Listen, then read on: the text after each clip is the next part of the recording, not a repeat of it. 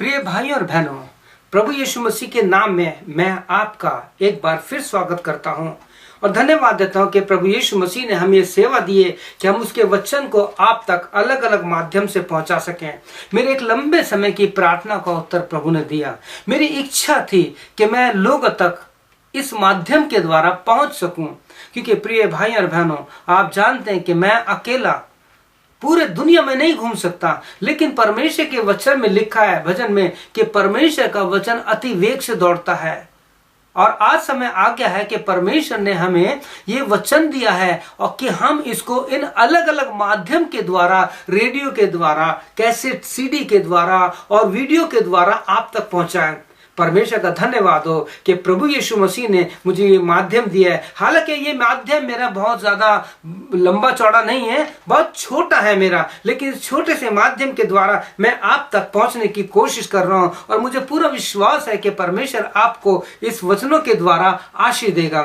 आज मैं आपको बताना चाहता हूं मेरा व्यक्तिगत अनुभव कि हम परमेश्वर की आवाज को कैसे सुन सकते हैं। मेरे जीवन में यह 36 अध्याय उसके 26 और 27 वचन ने बहुत गहरा काम किया है, जहां परमेश्वर ने कहा कि मैं तुम्हें एक नया मन दूंगा, तुम्हारे भीतर से पत्थर का हृदय निकाल करके एक मांस का हृदय दूंगा और तुम्हारे अंदर एक नई आत्मा उत्पन्न करूंगा और मैं अपनी आत्मा तुम्हें दूंगा। जब ये सारी बातों पर विचार कर रहा था तो मैंने इस बात में एक चीज को देखा कि परमेश्वर ने कहा I will put you a new spirit and I will give you new heart. और उसके 27 वचन में लिखा है, उसके बाद प्रभु कहता है I will put my spirit in you. अर्थात कहने का मतलब है परमेश्वर हमारे अंदर अपनी आत्मा, हमारी आत्मा के साथ मिलाकर रखना चाहता है। क्योंकि जब परमेश्वर ने इस सृष्टि की उत्पत्ति की तो हम देखते हैं कि उत्पत्ति की पुस्तक, जो बाइबल की जो किताब है, पहली पुस्तक जहां पे सारी सृष्टि का वर्णन है, उसके एक अध्याय को हम पढ़ेंगे 1 से 25 को। तो लिखा परमेश्वर ने सारी चीजों की उत्पत्ति केवल वचन से की, लेकिन जब उसको लगा कि हमें एक ऐसी व्यक्ति को तैयार करना जो हमारे जैसा हो, जिसकी सोच हमारी जैसी हो, जिससे हम बातचीत कर सके, तब जैसे कि बाइबल में लिखा है 26-27 वचन में, तो परमेश्वर ने कहा कि आओ हम मनुष्य को अपने स्वरूप और समानता में बनाए। अर्थात पूरी रजामंदी के साथ पिता परमेश्वर, पुत्र परमेश्वर और पवित्र आत्मा परमेश्वर, इस ट्रिनिटी गॉड को हम शुरू से देखते हैं।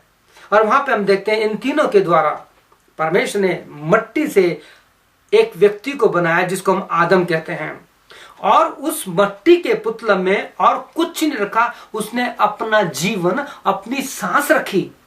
आपकी जो धड़कन है, आपकी जो सांस है, ये आपकी नहीं है, ये परमेश्वर की है। एक दिन आपको और मुझे परमेश्वर के सामने खड़े होना है और उसको जवाब देना है कि हमने जो कुछ उससे पाया था उसको अब क्या किया। लोग कहते हैं स्वर्ग भी है, नरक भी है।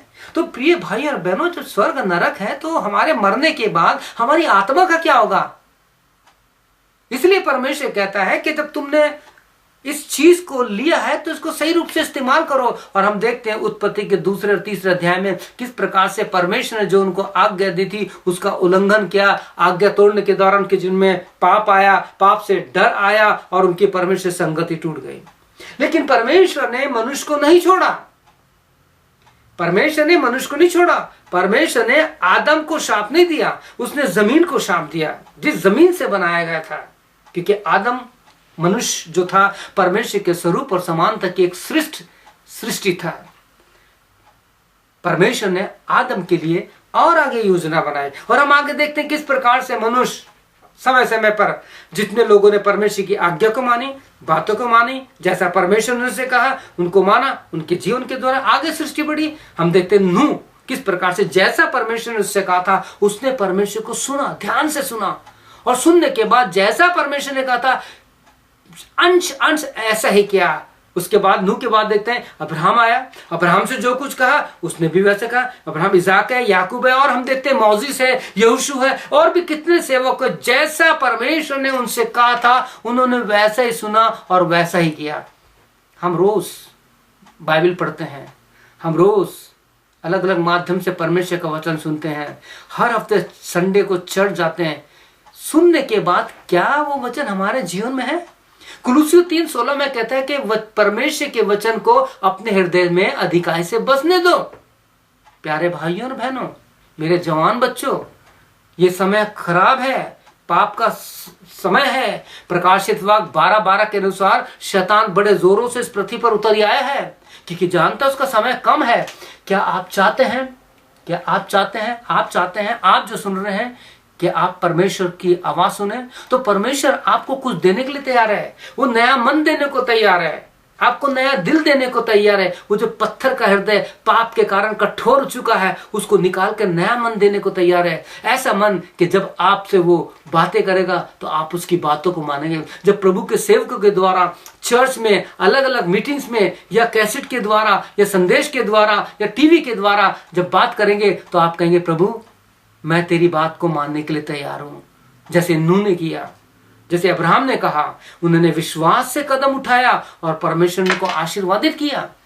प्यारे मित्रों, मैं आपसे एक ही बात कहना चाहता हूं, परमेश्वर आपसे एक अच्छी कौम बनाना चाहता है। परमेश्वर आपसे एक पवित्र प्रजा बनाना चाहता है। हम कहां हैं? परमेश्वर के वचन में लिखा है यहोशू 1:8 में कि जो परमेश्वर का वचन है, परमेश्वर की आवाज है, ये हमारे जीवन से अलग ना होने पाए। भजन 1:1 में लिखा है कि वो व्यक्ति धन है जो परमेश्वर की उपस्थिति में रहता है, संसार के लोगों के साथ नहीं रहता। दूसरे वचन में कहता है कि वो तो दिन रात परमेश्वर के वचन में आनंद करता है। प्यारे प्रिय, मैं आपसे एक ही बात करना चाहता हूं, जो मेरा व्यक्तिगत अनुभव है, जिसने आज मुझे इस माध्यम से पहुंचाया कि मैं आज आप तक इस माध्यम से पहुंच रहा हूं। इस माध्यम के लिए, आप तक पहुंचने के लिए मैंने बहुत उपवास के साथ 40-40, 80-80 दिन तक उपवास करके मैंने आपके लिए विनती की है। और परमेश्वर ने जो मुझे प्रार्थना की सेवा दी, दिन और रात मैं अपने देश के लिए, अपने लोगों के लिए, पापियों के लिए प्रार्थना करता हूं। क्या आप चाहेंगे कि परमेश्वर जो आपको नया दिल देने को तैयार है? क्या चाहेंगे कि परमेश्वर आपको एक मन देने के लिए तैयार है? तो उसके लिए छोटी सी बात करनी पड़ेगी, कोई लंबी चौड़ी नहीं है। आपको कोई होली लैंड जाने की जरूरत नहीं है, आपको तीर्थ स्थान जाने की जरूरत नहीं है। जहां आप हैं अपने कमरे में केवल एक ही बात कीजिए जो यीशु को सुनने के लिए है। प्रकाशित वाक्य 3:20 में कहता है, देख मैं तेरे दिल के द्वार पर खड़ा खटखटा रहा हूं। मैं तेरे जीवन में आना चाहता हूं, ताकि वो आत्मा जो मैं देना चाहता हूं, वो मन, वो सोच, वो विचार जो मेरी तुझे देना चाहता हूं। बिकॉज परमेश्वर के वचन फिलिप्पियों 2:5 में लिखा है, let this mind be in you which was also in Christ.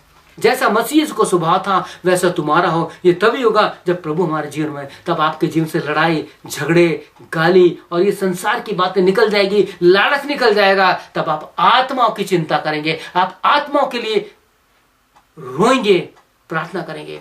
क्या आप चाहते हैं कि प्रभु से वो आपको नया मन मिल जाए, नई आत्मा मिल जाए, परमेश्वर की आत्मा मिल जाए? सबसे बड़ा धन परमेश्वर की आत्मा मिली जो मुझे मिला।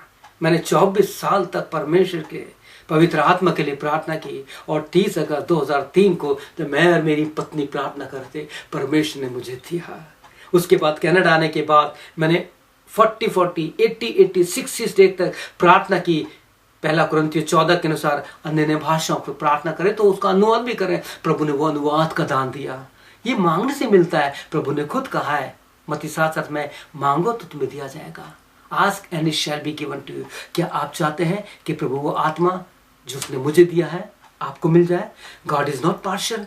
परमेश्वर किसी प्रकार का भेदभाव नहीं रखता। वो आपसे प्यार करता है, वो धर्मी को नहीं, पापियों से प्यार करता है। क्या आप चाहते हैं कि आप अपना जीवन प्रभु को दे दें? आप कहाँ हैं? एक दिन आपने प्रभु को जीवन दिया था, आपने बपतिस्मा लिया था, आज आपका जीवन कहाँ है? अपने हृदय पे हाथ रख के सोचिए कि मैं कहाँ हूँ, मैं कहाँ हूँ। एक दिन आपको, मुझको प्रभु के न्याय साथ खड़ा होना है। We are countable, one day we have to stand before God for the judgement. What will the answer? आपका क्या उत्तर होगा? आइए हम प्रार्थना करें। प्रभु मेरे परमेश्वर, मैं आपको धन्यवाद देता हूं कि आपने हमें समय दिया है कि हम प्रभु तेरे वचन को लोगों तक इस माध्यम से पहुंचाए। हर एक सुनने वाले भाई, हर एक बहन के दिलों को खोल दे कि वो कह सके, प्रभु मुझे एक नया मन चाहिए, मुझे एक नया जीवन चाहिए, मुझे तेरी सोच विचार चाहिए, ताकि प्रभु इस संसार में वो तेरे लिए कुछ कर सके। प्रार्थना यीशु मसीह के नाम से मांगते हैं, आमीन। प्रिय भाइयों बहनों, मैं आपको धन्यवाद देता हूं कि परमेश्वर ने आपके साथ इस वचन को बांटने में सहायता